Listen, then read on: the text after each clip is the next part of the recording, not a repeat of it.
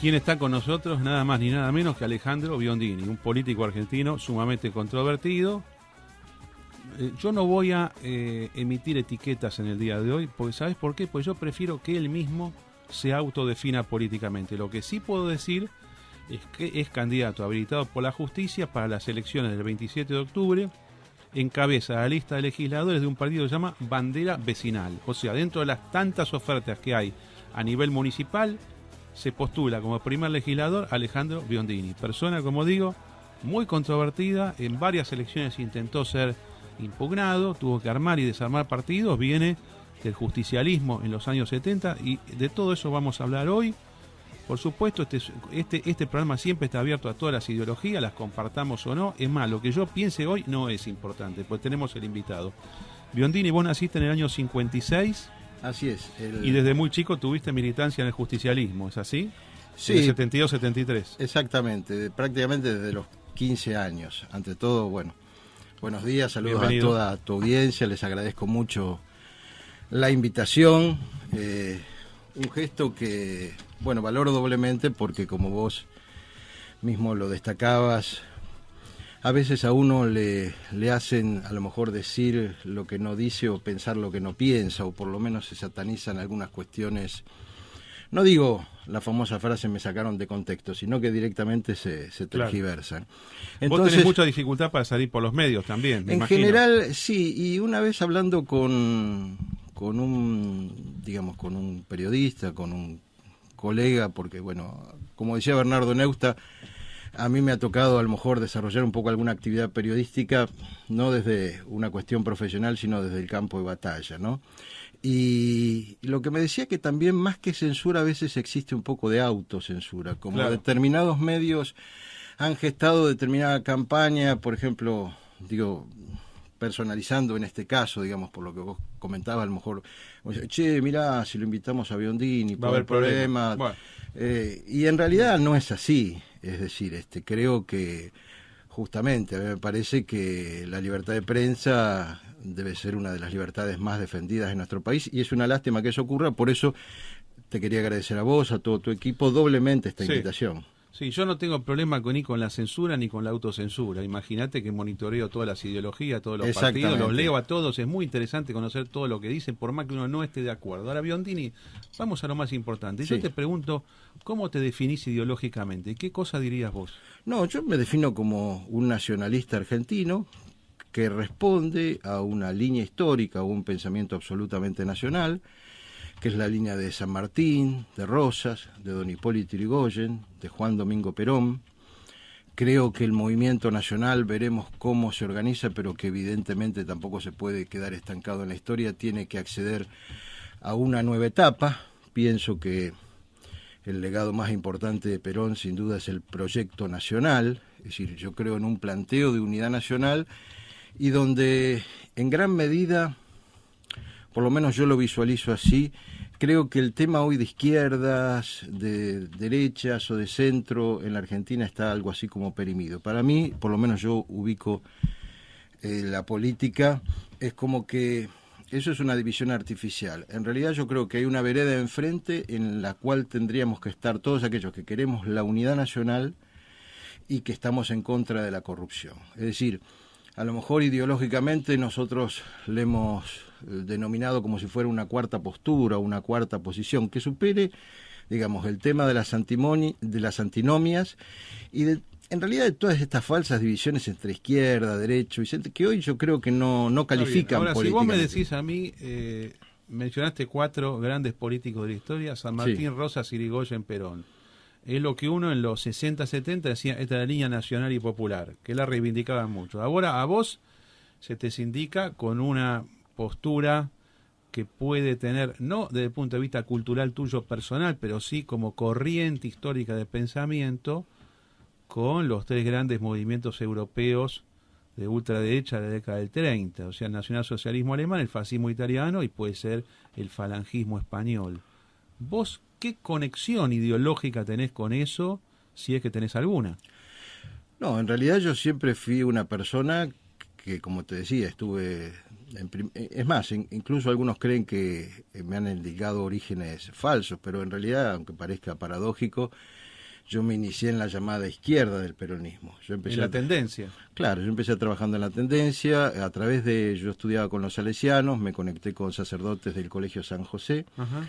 empecé colaborando con el movimiento de sacerdotes del Tercer Mundo, con el padre Mujica, después estuve en la fundación de la UES, Claro. cuando nos reuníamos así Acá clandestinamente. estás hablando que 71, 72, eras muy chico. Sí, muy jovencito, sí. Y yo me alejo de la tendencia porque, bueno, para mí, digamos, yo era peronista, ¿no? Entonces ya empecé a ver cosas extrañas que no me gustaban, que además de los cassettes en ese momento, de las películas de Perón, se mezclaba con el tema del Che Guevara, Mao, en fin, Marx.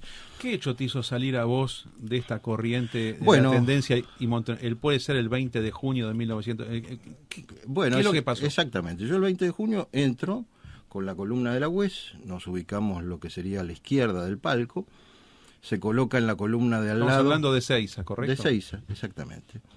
Se ubica en la columna al lado el ERP, 22 de agosto. Ajá. Y yo lo veo, pero lo veo materialmente, porque después hay muchas versiones, pero yo, bueno, lo vi in situ, como se suele decir, cuando la columna del ERP 22 de agosto se envuelve en una gran bandera y empiezan a ametrallar el palco.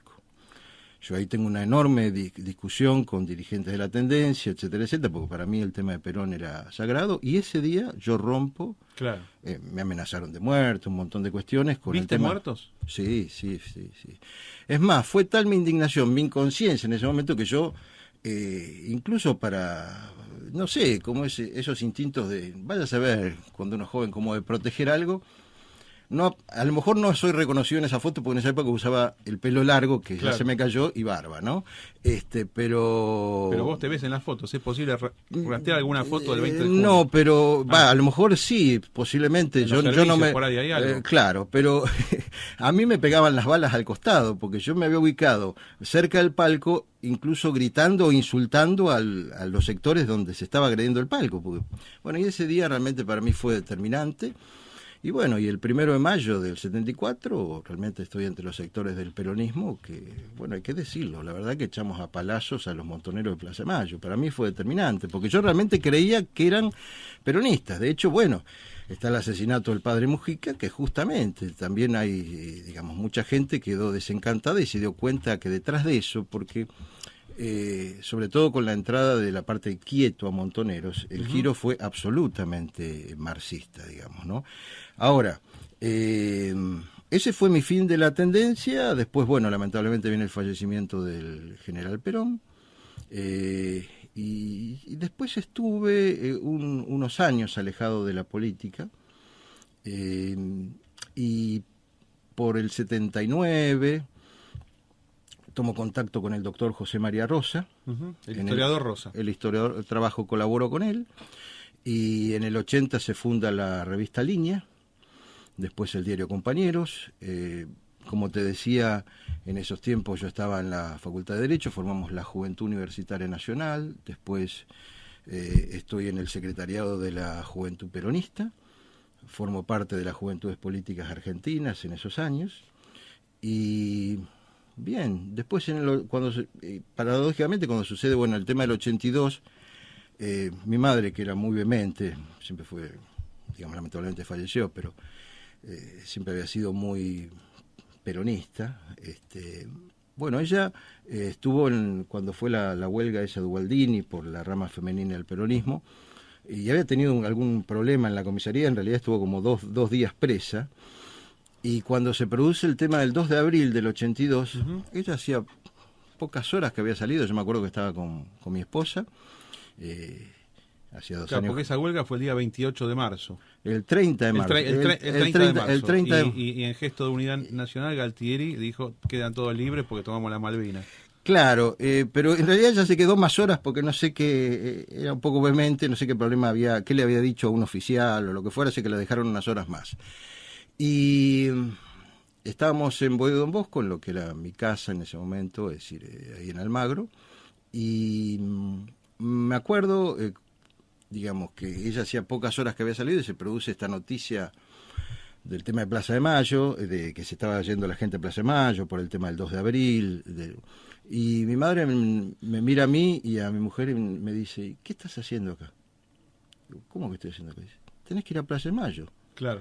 Reconquistaron las Malvinas. O sea, un gesto de una persona que acababa de salir de prisión y me decía, bueno, acá hay un tema de unidad nacional, un tema de que hace a la argentinidad que supera cualquier diferencia. Y esa para mí es la escuela, digamos, ¿no? Es decir, lo que en gran medida me duele hoy del país es ver tanta división, ver esa falta de grandeza. Y como te decía, bueno, las etiquetas, lo que pasa es que yo creo que hay más que un... Pero ¿por qué no hacemos algo mejor? Olvidémonos de las etiquetas. Sí. A vos, los gobiernos italianos del 30, alemanes del 30, del 40... No, a mí me representa... Los españoles. A mí ¿Qué tenés que ver con eso?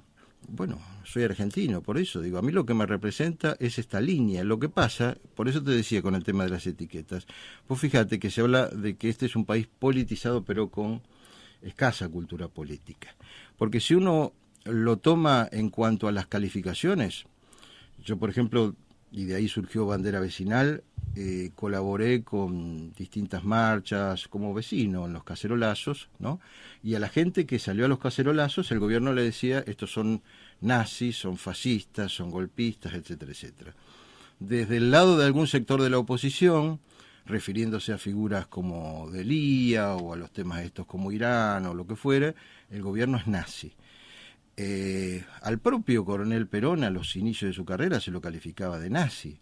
Vos tenés sectores como Quebracho, a los cuales se dice que es nazi, o te mencionaba recién el caso de Elía, que es nazi. Es decir, es como un etiquetamiento de las personas que se coloca así livianamente. Yo no pretendo etiquetarte en nada, por eso hice esta advertencia no, al inicio, porque me parece que es un momento para que vos inclusive puedas aclarar las cosas. No, y yo lo que pasa... Vos no estás emparentado con el nacionalsocialismo alemán. No, yo pertenezco al nacionalismo argentino. Es decir, y me parecería una locura porque cada experiencia o cada movimiento en su país es una experiencia del propio país. Es decir, el que quisiera trasladar, no sé, cómo funciona hoy por hoy, no sé, la democracia cristiana en Italia, me parecería, extrapolarla a la Argentina me parecería absurdo.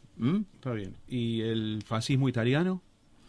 Bueno, alguna conexión mira, en los con el peronismo inicial en los orígenes del peronismo, o sea, está claro que el entonces coronel Perón, por propio indicación de las Fuerzas Armadas del Ejército, hizo una gira por Europa y siempre se ha dicho que las leyes del trabajo acá en la Argentina tienen bastantes cuestiones vinculadas a lo que era la Carta del Laboro. La Carta del Laboro de Mussolini. De Mussolini. También se ha dicho, y ojo, yo vengo del peronismo, por eso no es un planteo gorila, sino todo lo contrario, digamos. Pero a veces uno tiene que ver las luces y las sombras. Y también se decía que que ahí, digamos, en nuestras leyes se incorporaron todos los derechos, pero no todas las obligaciones, ¿no? Entonces yo también creo que es un equilibrio entre derechos y obligaciones. Por eso también hablo de una evolución del movimiento nacional, porque si no siempre estamos en una suerte de dialécticas, ¿no? Entre los sectores del trabajo, entre los sectores patronales, el Estado. Es decir, a mí me parece que tiene que haber una política más integradora, ¿no? Y el peronismo, ese original, en tu interpretación, ¿tiene más conexión desde este punto de vista con el fascismo de Mussolini o con el falangismo de Primo de Rivera y del generalísimo Franco? Bueno, yo creo que en alguna medida es una mezcla de ambas. A mí me llamó la atención, hay un libro que escribió la expresidenta Isabel Perón, que a mí me llamó la atención, analizando las 20 verdades justicialistas, donde mezclaba citas de Perón con José Antonio Primo de Rivera y con el tema del falangismo.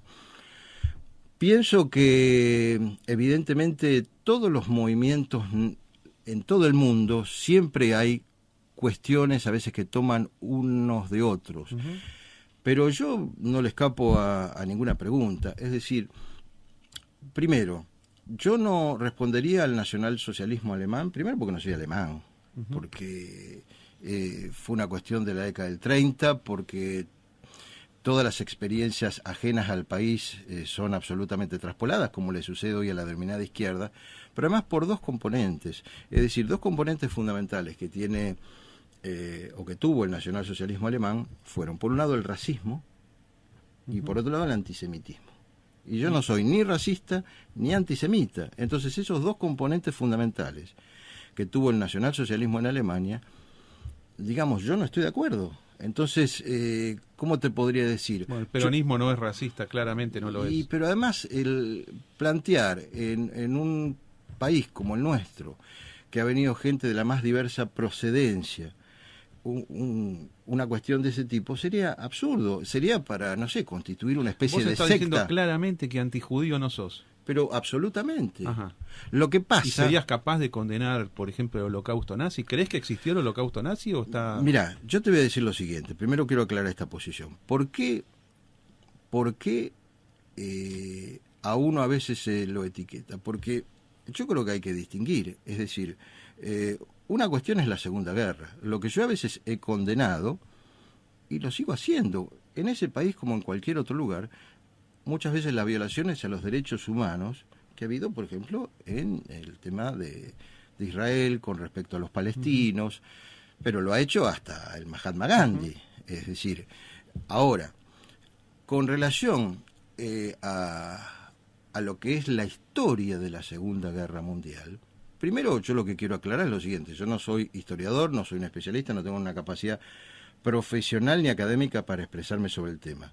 Sí pertenezco a una línea o a un pensamiento en la parte argentina que es el revisionismo histórico. Entonces, respecto de ese tema, a mí, desde la perspectiva del revisionismo histórico, que es lo que en cierta forma me hizo condenable por algunos medios, pero yo lo que señalé fue como si se quiere decir una curiosidad desde el punto de vista de lo que uno lee. Que a mí lo que me llamó la atención, y me llama al día de hoy la atención, es que las principales personalidades en el mundo, ¿no? Y yo no estoy dando mi opinión, sino estoy señalando este hecho, que de repente dicen que las cosas, no es que había carmelitas descalzos de un lado y demonios del otro, sino que algunas cosas no sucedieron como se dice que sucedieron. Caso de Paul Racinier, con La mentira de Ulises, que es el fundador un poco del movimiento revisionista, del pensamiento revisionista con relación a los hechos de la Segunda Guerra. Era un hombre que había estado preso en campos de concentración alemanes, que incluso quedó con parte de su cuerpo paralizado por torturas recibidas, que fue miembro de la resistencia francesa. Fue un poco el padre del revisionismo histórico, que cuestionó que determinadas cuestiones o hechos no eran como se habían dicho. Y después tenés el caso de Norman Finkelstein, de Robert Faurisson, que son historiadores y profesionales que pertenecen a la comunidad judía. Y ellos dicen que los hechos no ocurrieron, por lo menos en toda su magnitud, como se señala. Entonces yo, frente a esa situación, lo que pasa es que los años, ahora tengo 57 años, ¿no? Estas cosas hablaba más seguido cuando era más joven, y yo no me daba cuenta, a lo mejor, o las heridas que estaba abriendo, o los frentes que estaba abriendo. Y eso parece que el problema es quedar como negacionista, ¿entendés? Si vos objetás cierta parte de la historia porque decís que técnicamente no fue así, bueno, se atendió. A ver si no existió el holocausto.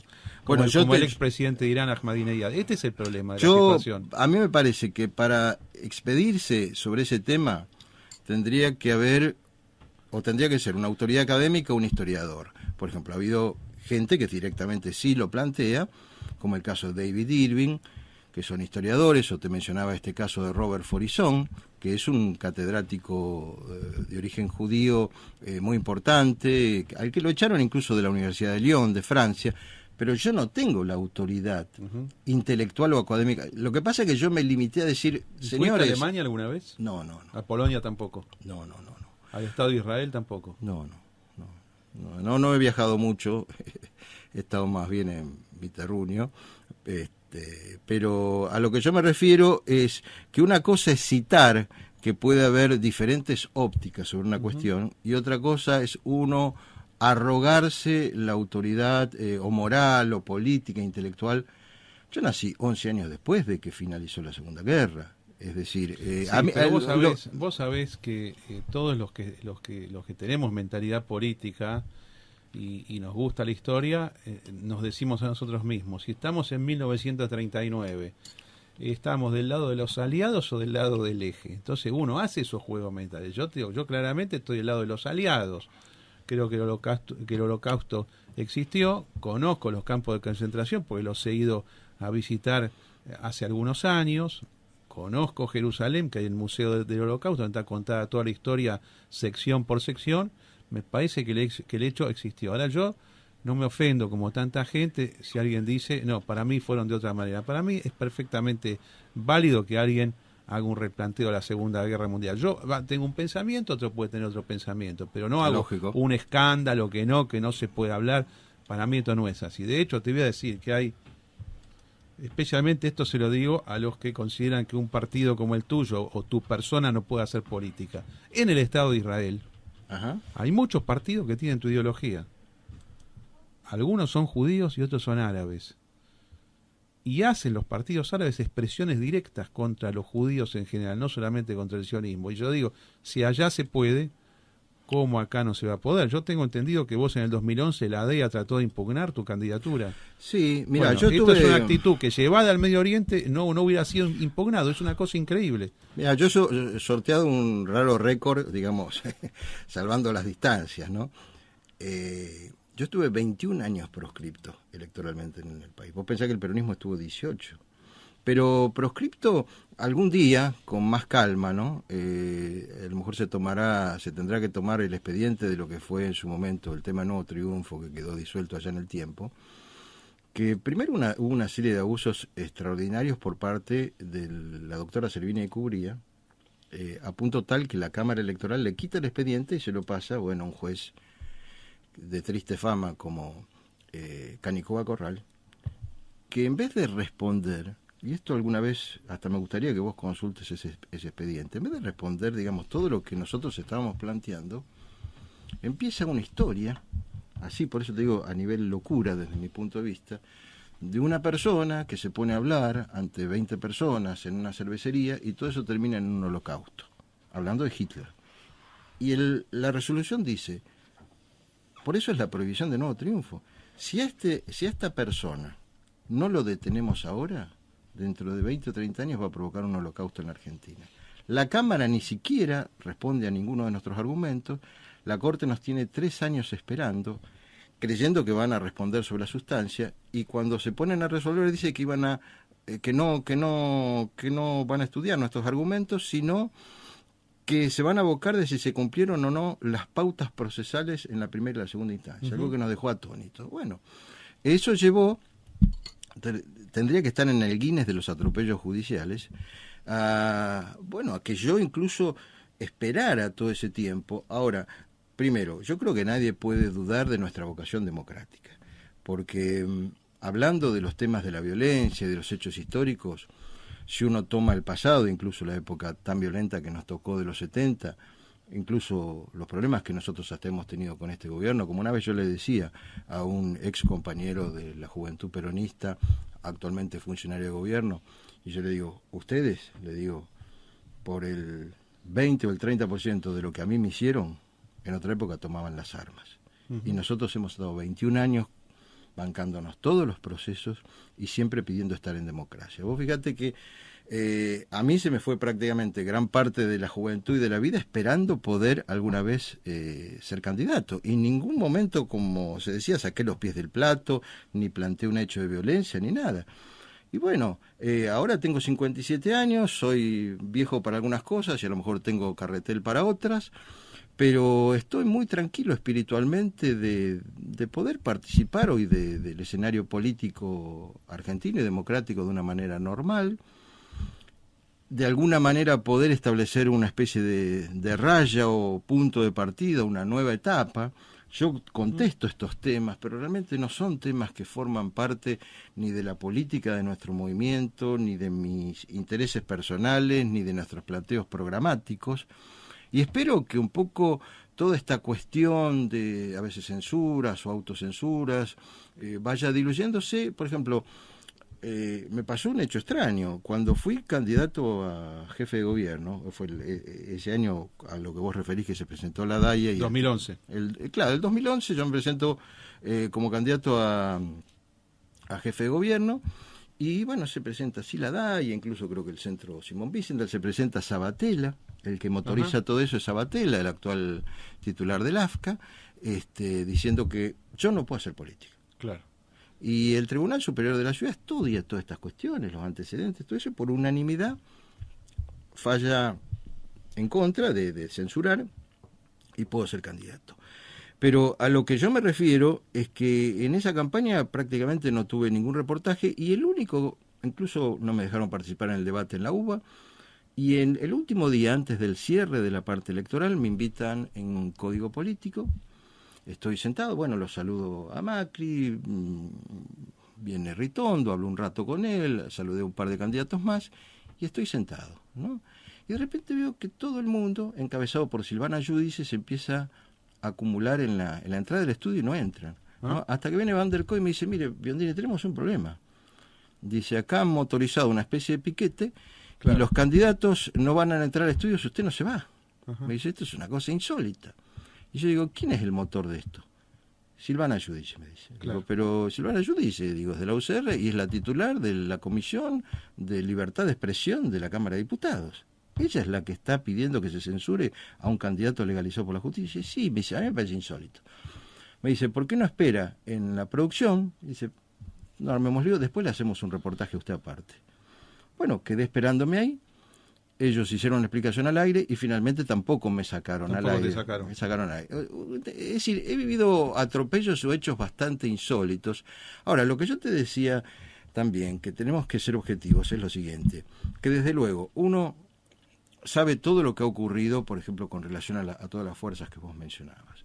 Pero también es cierto que se ha tirado la bomba atómica, también es cierto que Stalin mató por lo menos 20, 30 millones de personas, es decir, que tampoco lo que ha quedado después de la Segunda Guerra, como decimos, no son carmelitos descalzos, es decir, lamentablemente, genocidios, holocaustos, hechos existen hasta el día de hoy, es decir, la humanidad tendrá que evolucionar hacia una concepción superior, pero yo en ese aspecto creo que hay que tomar cuestiones de todos lados, porque de todos lados se puede aprender algo.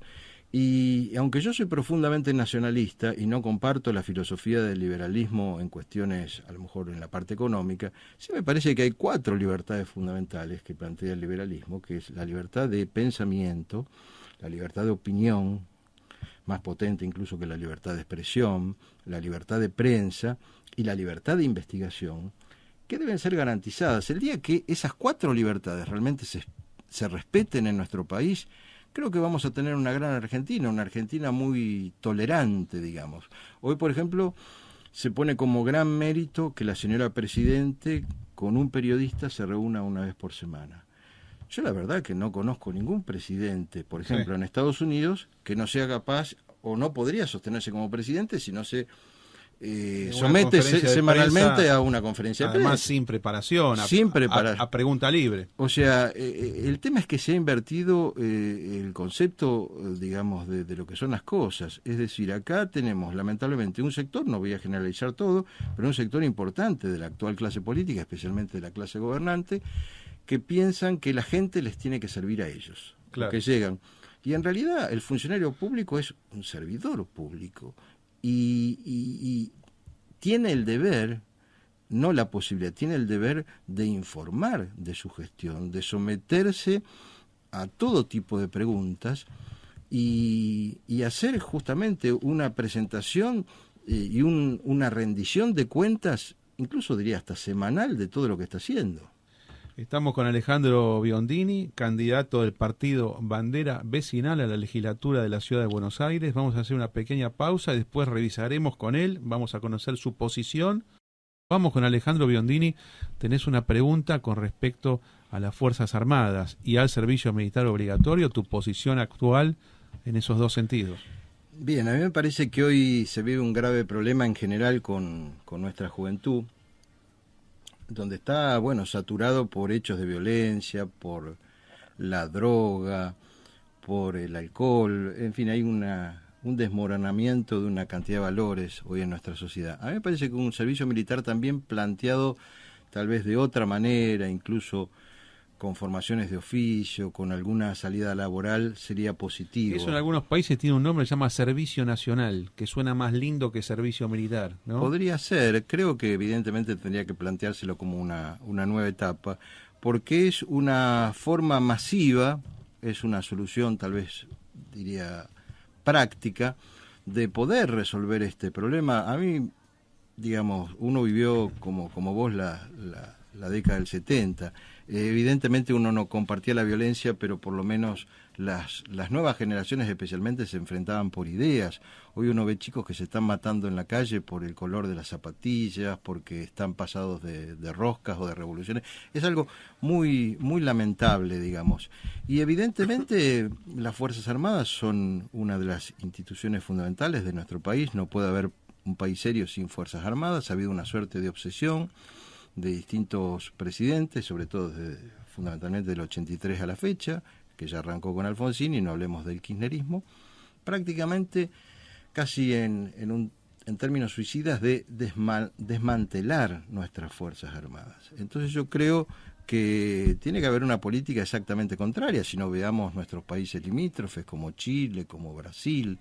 Es decir, y para aquellos que siempre están obsesivos, incluso mezclando temas de derechos humanos con cuestiones que hacen a las instituciones del país, si consideran que el país no tiene que tener Fuerzas Armadas, como una vez le decía una persona que opinaba, bueno, que prácticamente, que todas las Fuerzas Armadas eran de la misma manera, digo, bueno, entonces hace una cosa.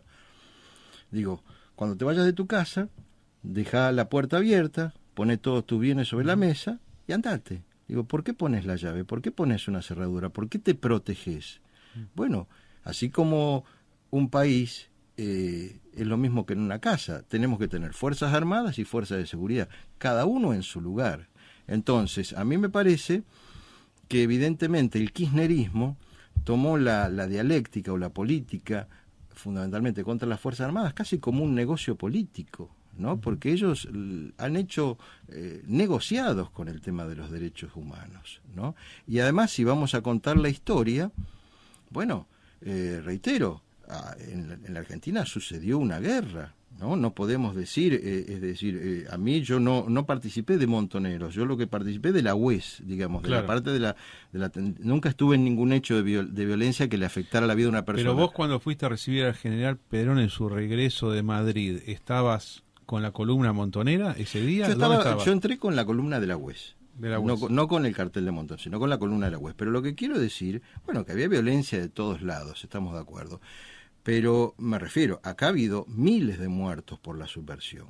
Y hoy si vos me decís, está preso Firmenich, están presos los terroristas del 70, bueno, pero hoy hay presos políticos en la Argentina, miles de presos políticos que combatieron a la subversión, mientras muchos exterroristas hoy están en funciones públicas, ¿verdad? O están en el exterior. Entonces es como que se ha mirado la realidad con un ojo. Es decir, hemos pasado de un extremo al otro. Entonces yo personalmente, dentro de un planteo de pacificación nacional, digo, o se cuenta toda la historia, o va todo el mundo preso, ¿verdad? O decimos, borrón y cuenta nueva, arranquemos y planteemos una cuestión de unidad nacional. Porque hoy, hay que decirlo, hay una verdadera violación de los derechos humanos sobre muchos exmilitares que están detenidos, con los cuales yo puedo compartir ideológicamente a lo mejor nada, pero son personas como el resto, ¿no es así? Y los famosos defensores de los derechos humanos, cuando vos tenés, como ha habido, que un dirigente del ERP maneje la programación del canal estatal, cuando el principal asesor de la Presidente es quien fue o que manejó la inteligencia de Montoneros, en fin, vos te das cuenta que evidentemente hay una visión muy parcial de la historia y de la realidad. Hay un revanchismo, y mientras no salgamos del revanchismo en la Argentina, no vamos a evolucionar como nación. ¿Y el kirchnerismo qué es para vos? ¿Es parte del peronismo o es una cosa distinta? No, el kirchnerismo es una especie de ensalada rusa que tiene sí esos elementos montoneros, porque en realidad Montonero fue construcción casi tipo Frankenstein, ¿no? Porque es un movimiento que se originó de gente que venía de Tacuara o del nacionalismo, que en un momento mezcló cuestiones del marxismo, del maoísmo, y te encontraste con cosas tan contradictorias que un día secuestran a un empresario y después Galimberti se pone de socio con ese mismo empresario. Bueno, el kirchnerismo es más o menos en términos políticos lo mismo. Van para un lado, después van para el otro, un día plantean una cosa... Vos sabés lo que te dice un liberal respecto de ese, no sé cómo lo llamaste, engendro, no sé qué término usaste, pero un liberal lo ve como una coincidencia totalmente lógica y razonable, porque el colectivismo fascista, nacionalsocialista, se da de la mano con el comunismo marxista-leninista. Es decir, forma parte de la misma concepción de Estado, pro-Estado, anti-libertad individual. Es un comentario al margen que tú hago, no tenés por qué compartirlo. Mirá, desde ya. Yo lo que creo que realmente, si vos me preguntas si hay una verdadera ideología detrás del kirchnerismo, te diría que no. Detrás del kirchnerismo lo que hay es negocios.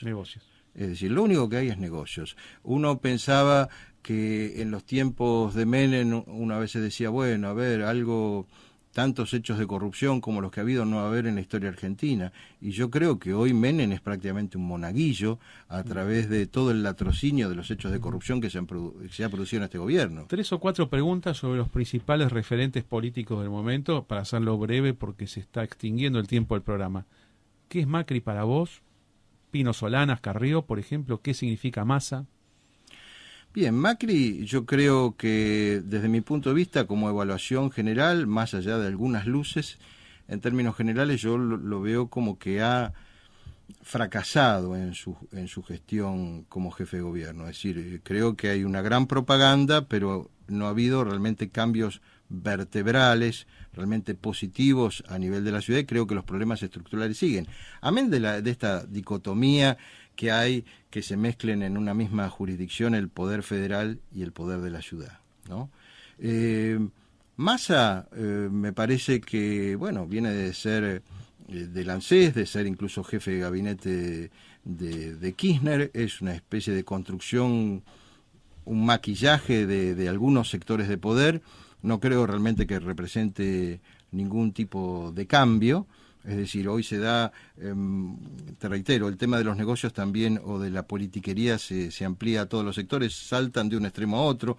Un día son menemistas, otro día son kirchneristas, otro día depende de quién gobierne. Me parece que los que a lo mejor tienen una esperanza respecto de que Massa sea un cambio real en el futuro, yo no lo veo así. ¿Y la otra persona que me planteaste? Bueno, el tema de Solanas, Carrió, todo lo que se unen, ¿cuál es tu interpretación? Mira, yo muchas cosas de ellos no comparto, pero lo que sí pienso que son personas que han sido mínimamente coherentes con su pensamiento, así que son personas que yo, por ejemplo, respeto. Movimientos latinoamericanos como el chavismo, ¿qué significan para vos? ¿Te gusta o no te gusta? Mira, todo aquello, yo, digamos, tal vez por haberlo padecido en carne propia, no sé, pero todo aquello que tenga que ver con la restricción de la libertad de prensa, de la libertad de opinión, de las libertades individuales, no los comparto. Y más allá de que uno puede decir que Chávez ha intentado algunas cuestiones vinculadas a la defensa de lo nacional, pienso que no se puede reemplazar una cárcel con otra, ¿no? Entonces, en ese sentido, francamente, no me siento identificado con el chavismo. A la gente que proviene de tu origen político, a mí me gusta siempre preguntarle hacia qué sienten más rechazo, si al liberalismo o al comunismo. Bueno, yo creo que el comunismo ha provocado inmensos genocidios, plantea hoy que está en vigencia una ley discriminatoria y que nadie lo toca, prácticamente una lucha de clases, o sea, prácticamente la destrucción de una clase por otra. Y el liberalismo, yo creo que, por ejemplo, si vos me hablás de Roosevelt, de Franklin Delano Roosevelt, una persona que tomó Estados Unidos con 13 millones y medio de desocupados y a través de la obra pública hizo una gran obra, yo creo que él tomó un planteo del liberalismo en un estado puro y realmente fue 4 veces electo, Y me Sí, parece pero una... en todo caso es un tema de términos. El liberalismo que yo hablo es el Partido Republicano de los Estados Unidos, es el Partido Popular de España, es el Partido Conservador Británico, y son los liberales que vos conocés de Argentina. Bueno, o sea, desde el punto de vista ideológico, justamente el justicialismo, la tercera posición, incluso la doctrina social de la Iglesia, plantea una cuestión superadora de lo que es el liberalismo y el comunismo, ¿no? Uno planteado como diferentes formas, tal vez, de desviación capitalista, desde un capitalismo de Estado o desde el capitalismo planteado con un afán de lucro personal. En ese sentido, yo creo que hay un tercer camino, que es justamente ese, ¿no? Es decir, la doctrina social de la Iglesia, el justicialismo, que son superadores de ambas ideologías. Biondini, te puedo preguntar lo último de lo último. Vos te vas a votar a vos mismo con bandera vecinal para legisladores. ¿Tenés definido tu voto en senadores y en diputados? No, todavía no. ¿Puede ser que votes en blanco o vas a agarrar alguna de las boletas que tenés en oferta? Mira, realmente si te digo al día de hoy que estoy definido en ese aspecto, no estoy definido, no sé si voy a votar en blanco o finalmente, bueno, habrá que ver el curso de los próximos debates en estos días, pero sí estamos muy contentos de participar con la lista 902, con Bandera Vecinal, que es un partido que surgió justamente de la Unión. Alianza, ¿no? Es un partido, o sea, Bandera Vecinal en sí mismo surgió de distintas organizaciones vecinales que participaron en los cacerolazos. Y como a mí me tocó, de alguna manera, participar con ellos o poner un poco la cara cuando muchos políticos se quedaban en su casa, bueno, tuve este reconocimiento. Pero junto con Bandera Vecinal, digamos, más allá de que no hubo tiempo de constituir formalmente el frente, sí hay apoyo de otros dos partidos, que es Alternativa Social y Gente en Acción. Buenísimo, Biondini, gracias por estar con nosotros. Es parte de la realidad política. Muchas gracias. Esto se llama Realpolitik. Acá procesamos todas las ideologías y todas las ofertas electorales. No hay quejas, señores. Mejor dicho, el que quiere quejarse, que se queje. Pero acá recibimos a todos. A mí me llama un ultracomunista, ultraliberal, gente de cualquier tendencia. Acá tiene las puertas abiertas porque mostramos todo. Este no es un programa de propaganda política, sino es un programa de análisis político, de formación política, de información política. Fue Alejandro Biondini, se presentó en forma muy moderada, realmente podría ser una línea interna del peronismo cualquiera. Las personas pueden variar su forma de presentarse hasta sus ideologías con el paso de los años. Y la política internacional justamente muestra que hay acuerdos entre personas que en un momento pensaban de una manera, que después cambiaron y viceversa. Así que bueno, cada uno lo juzgará. Más tarde yo voy a levantar este audio, va a estar disponible para vos también en la web, Biondini, y bueno, es parte de las ofertas electorales, como digo nuevamente. Nos vemos en cualquier momento, el lunes estamos de vuelta, buen fin de semana para todos.